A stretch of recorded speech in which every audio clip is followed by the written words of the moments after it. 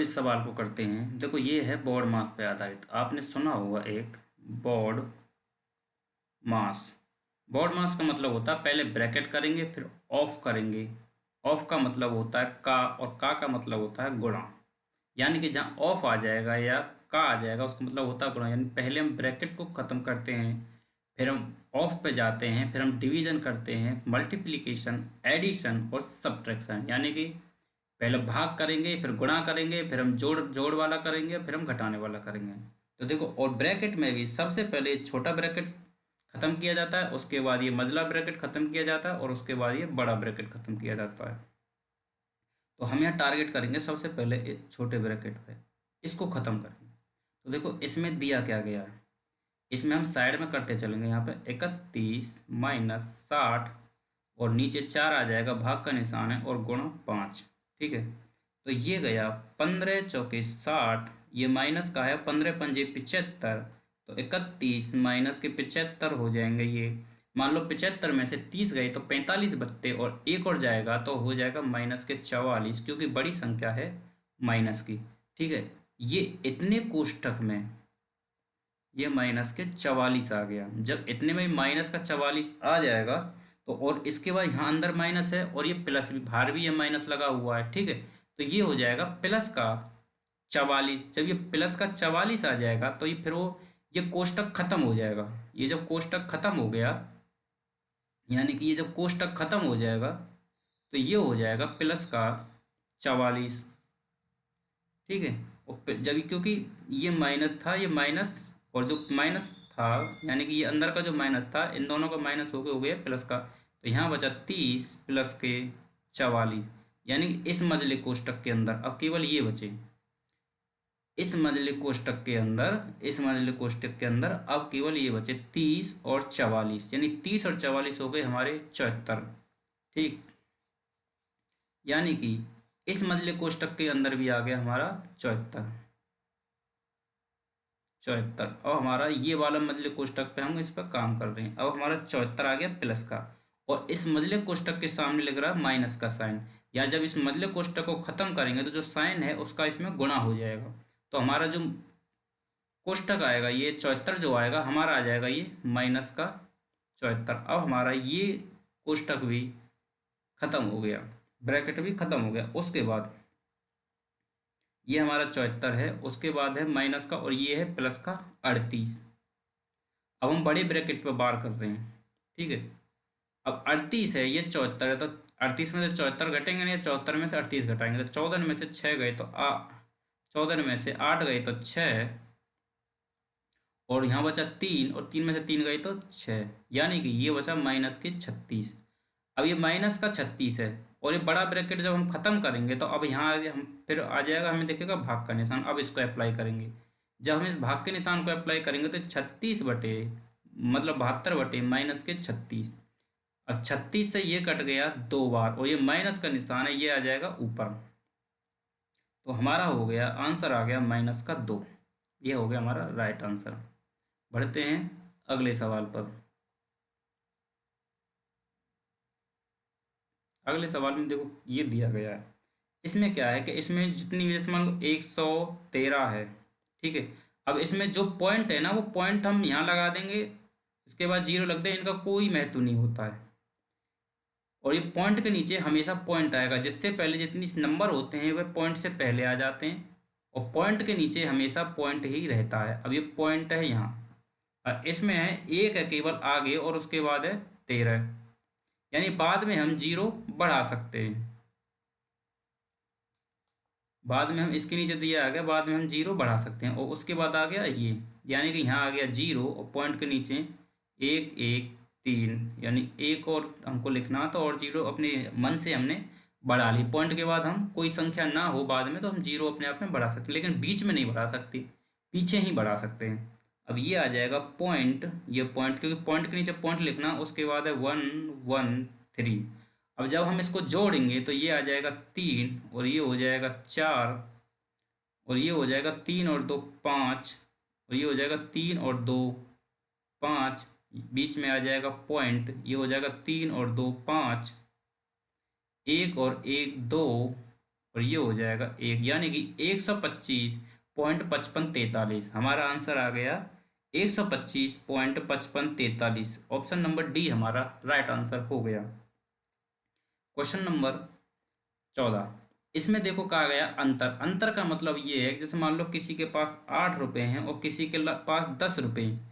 अब वो कहे कि इनके बीच में अंतर क्या है, तो अंतर हमेशा बड़ी में से छोटी घटाते हैं और अंतर है 2 का। अब चाहे आप 8 में से 10 घटाओ या 10 में से 8 घटाओ, तो ये हमेशा इस तरीके से होता है। जब भी इसमें से संख्या निकल के आएगी तो वह 2 ही आएगी, प्लस की आएगी। तो अंतर का मतलब ये होता है, चाहे इसमें से इसे घटाओ या इसमें से इसे घटाओ, जो भी वैल्यू निकल के आएगी वह प्लस में ही मानी जाएगी, ना कि माइनस में।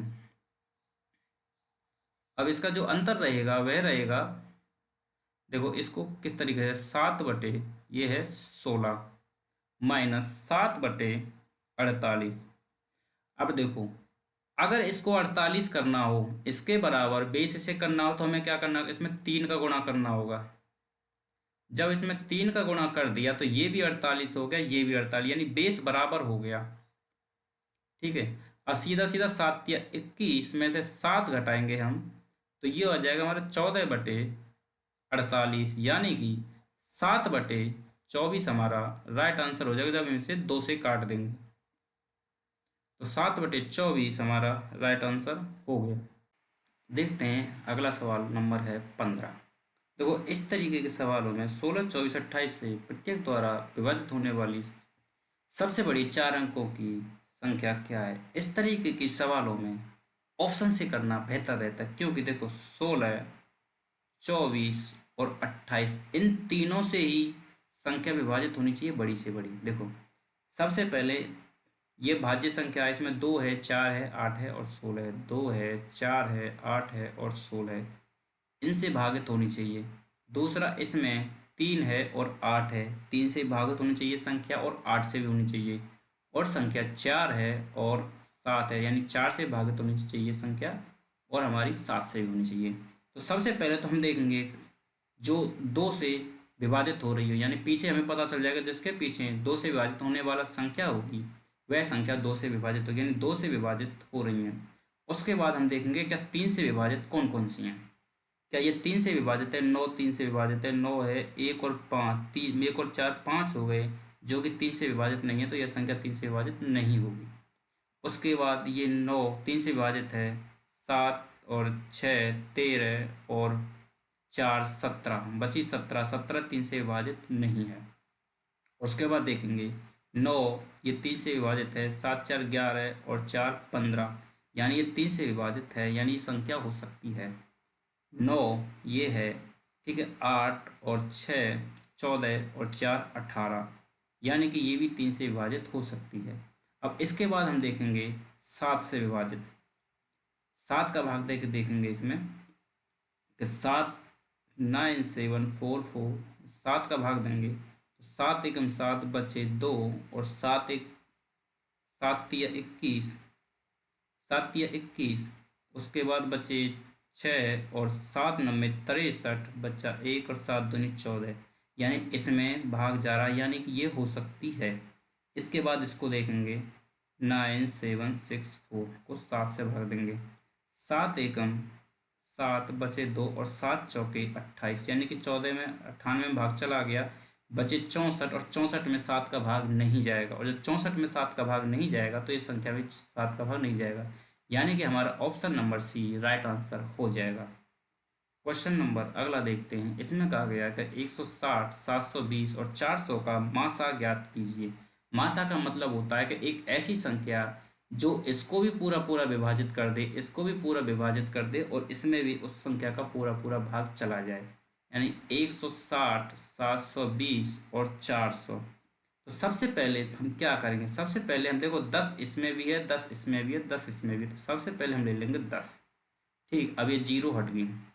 उसके बाद हम देखेंगे, देखो 4 का भाग इसमें भी जा रहा है, 4 का भाग इसमें भी जा रहा है और 4 का इसमें भी जा रहा है, तो ये तो गया 4 का अगर निकाल लें इसमें से कॉमन, तो 4 चौके 16 और ये हो गया हमारा 18 चौके 72 और ये हो गया हमारा 10। ठीक, 18 चौके 72, तो 4 हमारा ये आ गया।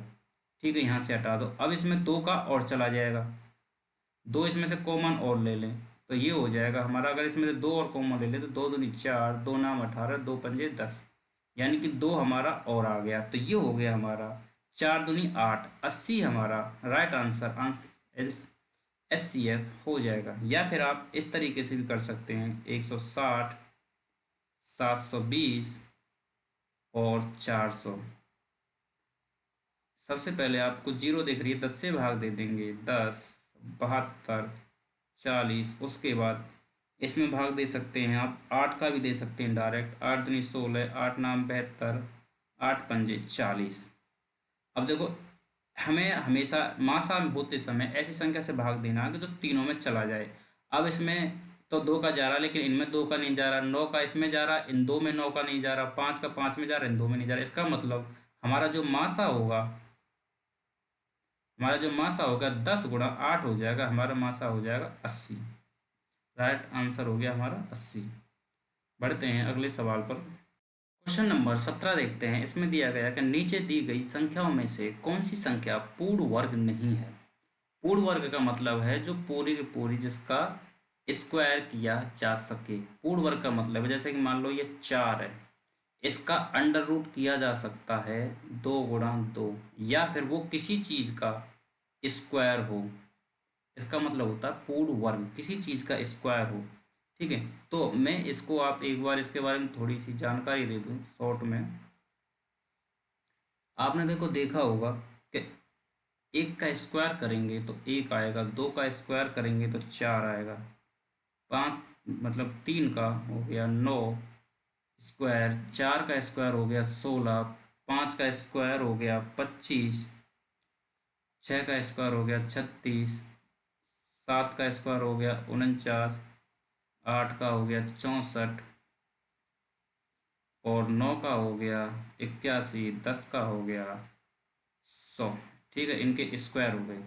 आप देखो एक चीज़ नोटिस करोगे कि जितने भी स्क्वायर हैं भाई लास्ट में तो यही अंक आने हैं, इससे बढ़ के तो कोई अंक आएगा नहीं। जब यही अंक लास्ट में आने हैं, जब इनका स्क्वायर होगा तो लास्ट में इन्हीं अंकों के जो पीछे आ रहा है अंक वही आएगा। या तो किसी भी चीज़ का स्क्वायर होगा, एक आ सकता है, चार आ सकता है, लास्ट में 9 आ सकता है, 6 आ सकता है, क्योंकि यहाँ पे 16 है तो लास्ट में 6 भी आ सकता है, 5 भी आ सकता है, 36 है 6 आ सकता है, 9 आ सकता है, 4 आ सकता है, 1 आ सकता है, 0 आ सकता है। आपने यहाँ देखा होगा कि ना तो यहाँ पर 3 है किसी भी संख्या के पीछे, ठीक है, और ना ही यहाँ पर 2 है, और ना ही यहाँ पर 7 है, और ना ही यहाँ पर 8 है। ठीक है, ये किसी भी स्क्वायर के लास्ट में नहीं आते हैं। तो इसमें देखो 6 भी है, 1 भी है, 4 भी है, यानी ये सारे के सारे पूर्ण वर्ग संख्याएं। 3 इसमें है क्योंकि जो पूर्ण वर्ग संख्या नहीं है। अगर मान लो ये पूछता है कि कौन सी पूर्ण वर्ग है, तो आप इसमें मतलब इस तरीके से तो आप बता ही देते, लेकिन अगर मान लो किसी के पीछे 4 दिया हो, 6 दिया हो और आप कंफ्यूज हो जाएं तो उसको हम भाग विधि द्वारा किस तरीके से निकालेंगे। मान लो हम एक एग्जाम्पल ले लेते हैं इसी का, इसको हम देखेंगे पूर्ण वर्ग कैसे हैं, 21, 31 और 6। इसको जब हम चेक करेंगे पूर्ण वर्ग कैसे हैं तो इसकी भाग विधि आपने सीखी होगी। तो जब हम इसके जोड़ा बनाते हैं पीछे से दो दो की, तो हम इसमें भाग देंगे, एक एकम एक। भाग विधि द्वारा मैं आपको बता रहा हूँ, रिवाइज करा रहा हूँ, आपने कर रखा होगा पहले। दो में से एक गया तो एक बचा। जब हम अगला संख्या उतारते तो यहाँ हम पूरा जोड़ा उतारते हैं, यानी कि ये आएगा हमारा पूरा 13 उतर के आएगा। ठीक है, ये हमारा 13 आएगा।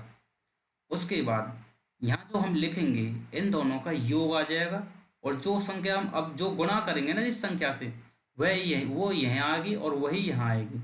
अगर हम यहाँ 25 लिखें तो यहाँ 5 लिखना पड़ेगा, 25 पंजे 125 हो जाता, जो इससे ज़्यादा हो जाएगा तो हम यहाँ लिखेंगे 4, और ये हो जाएगा हमारा 4। और 24 दूनी 48, 24 तीय 72, 24 चौके 96, यानी कि ये आ जाएगा हमारा 96। अब सब 13 में थे 6 गए तो यहाँ 7 बचे, यहाँ बचे 10 और 9 गए तो 1 बचा।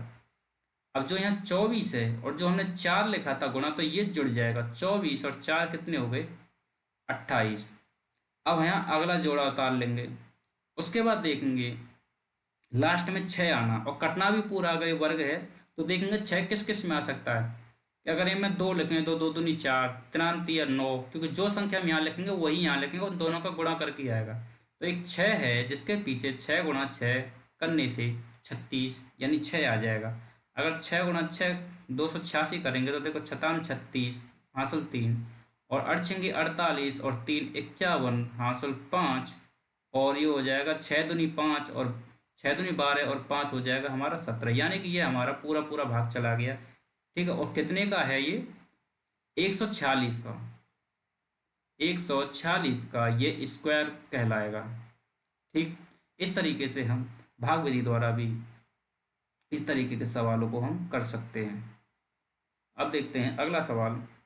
देखो इसमें कहा गया है कि यदि 264 को 31 और 13 के अनुपात में विभाजित किया जाता है तो छोटे भाग का मान क्या है? यानी कि इसने कहा है 31 और 13 में, यानी कि 31 अनुपात और 13, तो हमने मान लिया 31x और 13x इसकी वैल्यू है।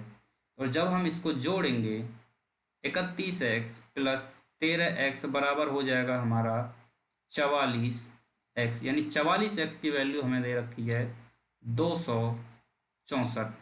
जब इस 44 को हम यहाँ नीचे लिखेंगे तो ये नीचे बट्टे में आ जाएगा गुणा, और फिर ये किसने से कट रहा? पहले हम इसको काट देंगे 2 से, मतलब कि 4 से काट देंगे सबसे पहले, 4 एकम 4, 4 एकम 4, और उसके बाद 4 छिंगी 24 और 4 छिंगी 24, फिर हमने काट दिया 11 से, 4 11 छक्के 66, यानी x की वैल्यू जो है हमारी 6 आ गई।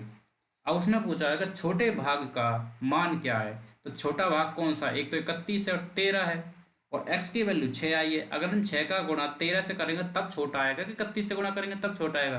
अगर हम 6 का गुणा 13 से करेंगे तभी हमारा छोटा आएगा। तो 13 गुणा अगर 6 करेंगे, 13 पंजे 65, 13 छक्के 78, तो छोटी वैल्यू जो है हमारी 78 हो जाएगी। अगला क्वेश्चन देखते हैं।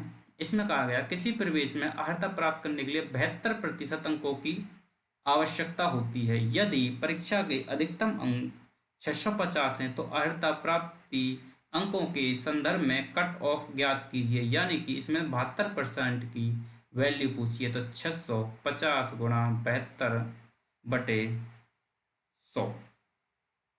0 से एक 0 गई, अब 5 से काट देंगे 13 बार, और 5 से गया ये 2 बार, 2 से गया ये 36 बार, 2 से कटेगा ये 36 बार, और 13 गुणा 36 करेंगे तो 6 तिया 18, 6 तिया 18, लास्ट में 8 आ रहा, और जो कि ऑप्शन 1 में ही 8 है।